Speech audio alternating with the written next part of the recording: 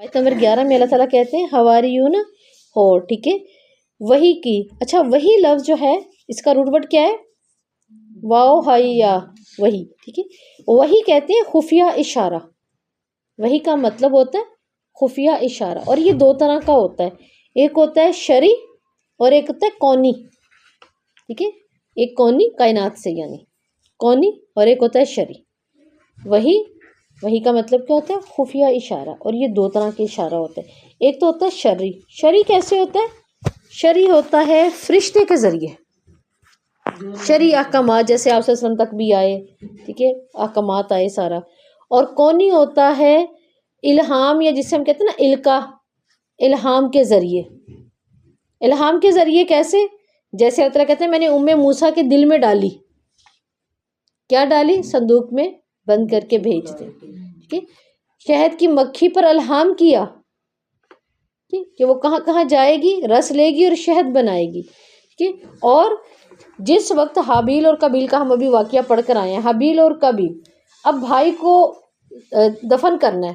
معلوم تو نہیں کہ اس سے پہلے قبر کیسے کھود جاتی، تو کون آیا؟ کوے بھی. وہ الہام کس نے کیے تھے؟ وہ الہام تھا نا، وہی تو نہیں ہوئی، یہ تھا کونی. ٹھیک ہے جی. وہی کا دو مطلب ہے. کیا؟ شرعی. شرعی ہوتے ہیں جو فرشتے کے ذریعے آپ صلی اللہ علیہ وسلم کے پاس آتے تھے، احکامات وغیرہ. اور جو کونی ہوتے ہیں وہ ہے الہام. اللہ تعالیٰ ڈال دیتے ہیں اپنے بندوں کے دل میں. ہم سم ٹائم کہتے ہیں اللہ نے میرے دل میں یہ بات ڈالی، پھر اللہ نے مدد کر دی، اور ایسے ہی کر دی جو اللہ نے ڈالی مدد. ٹھیک ہے. تو یہ الہام ہوتا ہے، یہ ہوتا ہے وہی. ٹھیک ہے. اب دیکھیں اگر گرمی سردی میں یہ پرندوں کا اڑنا، شہد کی مکھی کے علاوہ بھی گرمی میں سردی میں اپنی جگہ بدلتے ہیں، ملک بدلتے ہیں، تو وہ کون کرتا ہے؟ وہ وہی ہے، الہام ہے. کونی الہام ہے، القا ہے. تو وہی کے یہ دو مطلب ہے. الحوارین حور سفیدی. کچھ کا کہنا جیسے میں نے بتایا یہ کپڑے دھونے والے لوگ تھے، سفید کپڑے دھوتے تھے، کپڑے کو صاف کرتے تھے دھوبی، تو ایمان لے آئے، بن گئے. اور کچھ کا کہنا ہے یہ سفید لوگ تھے، ان کے چہرے بہت سفید تھے، گورے چٹے لوگ تھے. اللہ تعالیٰ کہتے ہیں اور حواری کا مطلب یہ بھی ہوتا ہے خالص ساتھی، جو دل سے ساتھ دے، اس کے لیے بھی یہ لفظ استعمال ہوتا ہے. ایسا خالص ساتھی جو دل سے ساتھ دے، جو موسم کیا ہے نا، موسموں کی طرح نہ ہو، ساتھ چلنے والا خالص ساتھی اس کو. تو حواریوں کے ایمان میں لانے میں جس چیز نے کردار ادا کیا وہ کیا تھا؟ کون سی وحی ان پر آئی ہے جو یہ ایمان لے کر آئے ہیں؟ جی کونی وحی کی ہے، کیونکہ لفظ یہاں پہ آ رہا ہے نا ہے تو الحواریین، تو اب حواریوں پر تو وحی نہیں آ رہی فرشتوں کی، ان پر کون سی آ رہی ہے؟ شرعی یا کونی آ رہی ہے ان کے اوپر. ٹھیک ہے. الہام کیا اللہ نے ان پر اپنی جانب سے، اور اللہ نے توفیق دی، دل میں ڈالی، انہوں نے پھر حضرت عیسیٰ کی مدد کی. تو حواریوں کا شہبات میں مبتلا ہوئے بغیر، دیکھیں چاہتے تو شک میں بھی آ جاتے، لوگ بھی تو آہستہ آہستہ ایمان لاتے ہیں نا، پرکھتے ہیں پھر ایمان آتا ہے. ٹھیک ہے. تو انہوں نے دیکھیں بغیر کسی شک کے ان کے دل کے اندر ایمان کا آ جانا اور خالص رسول کا ساتھ دینا، یہ بہت بڑی مدد ہے. اور یہ اللہ ہی نے کہ ان کے اوپر کونی یعنی الہام کیا، القا کیا، کہ جس کی وجہ سے پھر یہ اللہ کے اس انعام کے حقدار بھی رہے. تو دعوت دینے والے کی پکار پر لبیک کہنا کیسے ممکن ہے؟ دعوت کو قبول کرنا یہ اللہ کی بہت بڑی توفیق ہے. اللہ نے ان کو توفیق دی، یہ اللہ کی توفیق سے ہے. دعوت پر لبیک یہ بھی تو اللہ کی توفیق سے ہے نا، اور خالص دعوت پر. تو دیکھیں یہاں پہ تو طلب اور چاہت کی بات ہے. اگر بات یہی ہے کہ اللہ تعالیٰ نے الہام کیا تو پھر اللہ تعالیٰ سب پہ کر دے نا. یہ بھی تو قرآن میں آتا ہے اللہ نے ان کے دلوں پر مہر کر دی، پھر اللہ نے سب کے دل پر مہر کیوں نہیں کی؟ کیوں؟ وہ بھی لے آتے ایمان، اور پھر سب کے دلوں پر کیوں نہیں کی؟ بات تھی توفیق کی، طلب کی. فرق ہے ان دونوں میں. ان کی طلب تھی، جب ان کی طلب تھی تو اللہ نے ان کو توفیق دی، اور اللہ کی توفیق کیا ہوتا ہے؟ اللہ کی مدد. تو سچی دعوت کو پہچان لینے کے بعد بھی بہت سی رکاوٹیں باقی رہ جاتی ہیں، اور انسان پھر آگے جب چلتا ہے تو یہ اللہ کی بہت بڑی نظر کرم تھی ان پہ، اور اللہ کی ہوتی ہے انسانوں پر. ٹھیک ہے.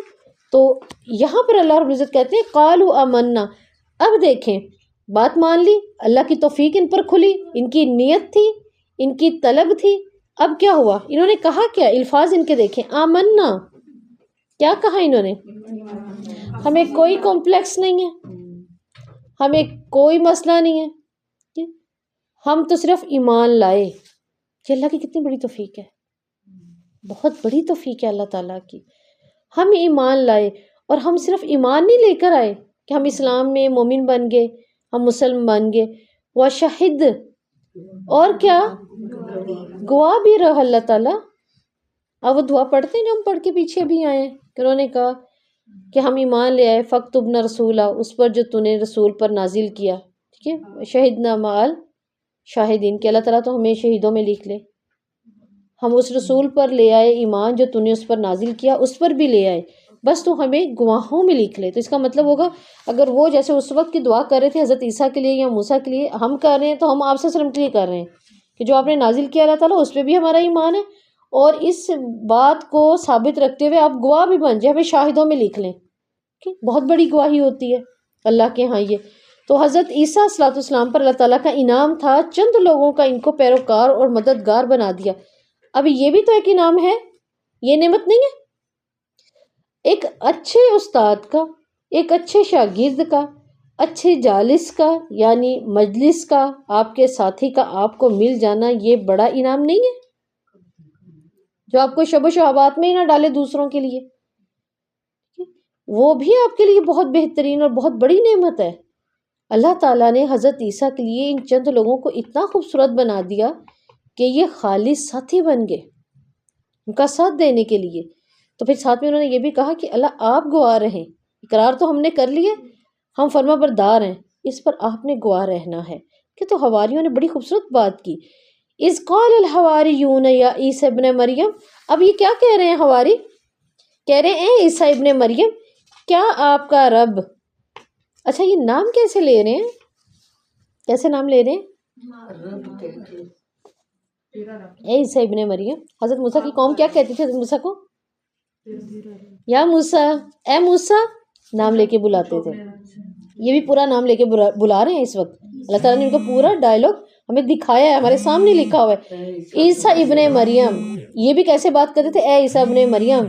آپ صلی اللہ علیہ وسلم کے صحابہ نے کبھی آپ صلی اللہ علیہ وسلم کو ایسے نہیں بلایا تھا، نہیں بلایا تھا نا، نام لے کے بلانا منع ہے نا، اس طرح سے وہ ہمیشہ آپ صلی اللہ علیہ وسلم کو الگ نام سے خوبصورت بلاتے تھے، لیکن یہ بھی خوبصورت اللہ تعالیٰ نے جو ان کے دل بنائے، بہرحال یہ بھی نام پورا ہی لے رہے ہیں، یا عیسیٰ ابن مریم، حل کیا، یستطیع، استطاعت رکھتا ہے آپ کا رب۔ اب یہاں پہ جو لفظ استطاعت ہے نا، یہ لفظی معنی میں نہیں استعمال ہوگا کہ استطاعت رکھتا ہے، طاقت رکھتا ہے، نہیں، اللہ تو ہر چیز کی استطاعت رکھتا ہے، اللہ تو ہر چیز کی طاقت رکھتا ہے۔ یہاں استطاعت معنوں میں آیا ہے ارادہ رکھتا ہے، کیا اللہ مان لے گا ہماری، ٹھیک ہے، کیا وہ مانے گا اس بات کو جو ہم چاہتے ہیں، ارادہ رکھے گا، اور کس کے لیے ہے، اطمینان قلب کے لیے۔ یہاں یستطیع کا مطلب ہے اطمینان قلب کے لیے۔ دیکھیں وہ ایمان لا چکے ہیں، خالص ساتھی بن چکے ہیں، ہر بات پہ لبیک کہہ رہے ہیں، اس کے بعد بھی وہ کہہ رہے ہیں کہ ہم چاہتے ہیں۔ اب حواریوں کا یہ مطالبہ اس بنیاد پر نہیں تھا کہ اللہ کی قدرت میں انہیں شک تھا، ابھی کیا کہا میں نے، وہ اللہ کی قدرت میں شک نہیں رکھتے تھے، ان کا مطالبہ، علیہ السلام نے مطالبہ کیا تھا کہ میں اللہ کو دیکھ لوں، کچھ ایسا ہی اچھا ایک تو یہ کہ ان کی درخواست کس چیز پر مبنی ہے تو انتہائی ادب پر ہے، احترام پر ہے، لیکن یقین کے اندر، یقین سے اوپر بھی ایک چیز ہے، اور وہ ہے اطمینان۔ حضرت ابراہیم نے کہا تھا یقین تو مجھے ہے، اللہ تعالیٰ تو مردوں کو زندہ بھی کرتا ہے، مارتا، یقین تو ہے۔ دیکھیں کہ پیغمبر جتنا یقین کسی کو ہو سکتا ہے، ان کو تو زیادہ تھا۔ پھر ساتھ میں کیا کہا، لیطمئن قلبی، بس میں چاہتا ہوں میرے دل اور مطمئن ہو جائے، دل میں اور اطمینان آ جائے۔ تو یقین سے اوپر بھی ایک درجہ ہے ایمان کا، اس کو کہتے ہیں اطمینان۔ اطمینان یہ انشاءاللہ جب ہم قرآن میں ڈوبیں گے نا، اللہ ہمیں اس میں جو ہے نا وہ بسا دے اس کی آیتوں کو ہمارے دل میں اور عمل میں. پھر دیکھیں یہ جو یقین ہے نا ہمارے اطمینان میں بدلیں گے. کیا حضرت ابراہیم کو یہ تو معلوم تھا کہ میں آگ میں گر جاؤں گا، بچا لے گا اللہ، یہ بھی پتہ تھا. لیکن اس کے اوپر بھی ایک چیز تھی. جب وہ بیٹھے ہوئے تھے، جب جبرائیل آ کر کہہ رہے ہیں اگر آپ کہیں تو میں بارش کے فرشتے سے کہہ دوں، بادلوں کے فرشتے سے کہ وہ برسا دے، تو حضرت ابراہیم تو خاموش تھے. فرشتوں پہاڑوں والے فرشتے بھی آئے. اب ہو تو اللہ ہی کے حکم سے رہا ہے، اور یقین بھی ہے کہ جو ہو رہا ہے اللہ کے حکم سے. مرنا ہے تو مر جاؤں گا ورنہ نہیں. اس سے اوپر جو ان کے اوپر اطمینان آ چکا ہے نا، اس وقت وہ اطمینان کے لیول پر تھے. کیا کہتے ہیں جبرائیل میں تو دیکھ رہا ہوں کہ سب کچھ جس کا ہے، جس نے کروایا وہ کیا کرتا ہے، وہ کیا کرے گا، مجھے تو اس کو دیکھنا ہے. تو آپ بتائیے یہ اطمینان تھا نا ان کا جو اتنا اوپر جا چکا تھا. تو انہیں بھی کیا چاہیے تھا، غلط نہیں تھا کہ. لیکن دیکھیے اسی طرح زکریا علیہ السلام نے کہا میں بوڑھا ہو گیا، بیوی تو بانجھ آکر ہے، تو اللہ تعالیٰ میرے ہاں اولاد کیوں کر. یقین تو ہے نا. کیا ایک رسول کو نہیں پتا ہوگا اللہ کر سکتا ہے؟ جب اللہ نے کہہ دیا تو کہہ دیا. لیکن کیا کر رہے ہیں، اللہ تعالیٰ کو نشانی دے دے. کیوں دے دے؟ اطمینان قلب کے لیے، ہے نا.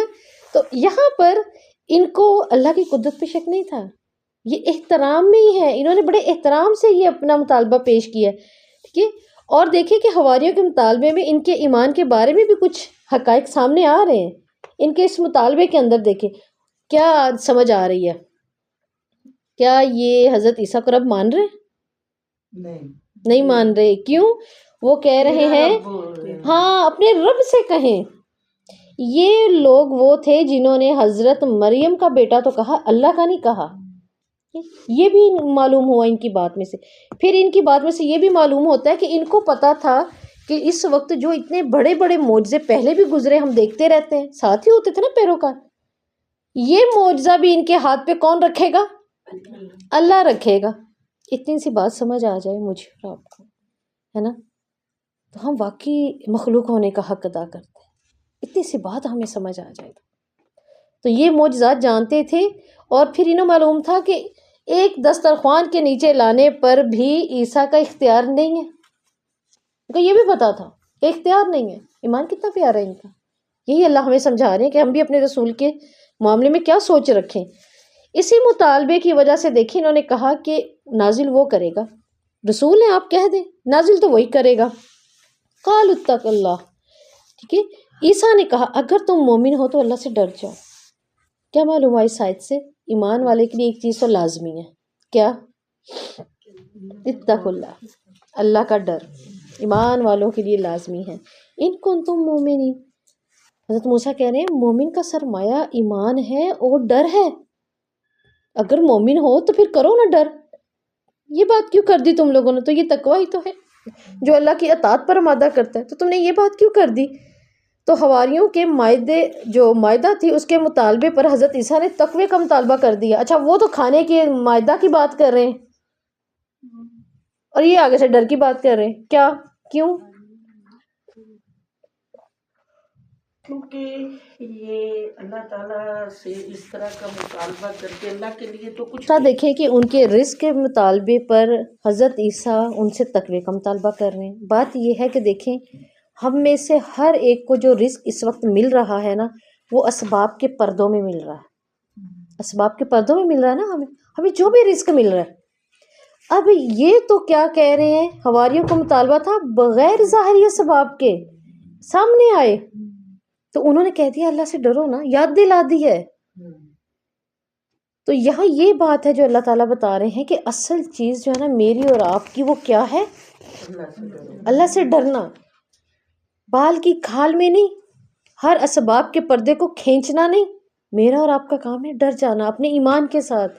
جو ہمیں پردوں کے اسباب میں مل رہا ہے نا وہ اللہ ہی جانتا ہے. ہمیں تو ڈر کر اس پہ وہ کرنا ہے جو اللہ ہمیں تعلیم دے رہے ہیں کہ اس کا استعمال کیا ہے، کہ تمہارا مخلوق ہونے کا حق کیا ہے اور میرا خالق ہونے کا حق کیا ہے. تو یہاں یہ اللہ تعالیٰ بات کر رہے ہیں.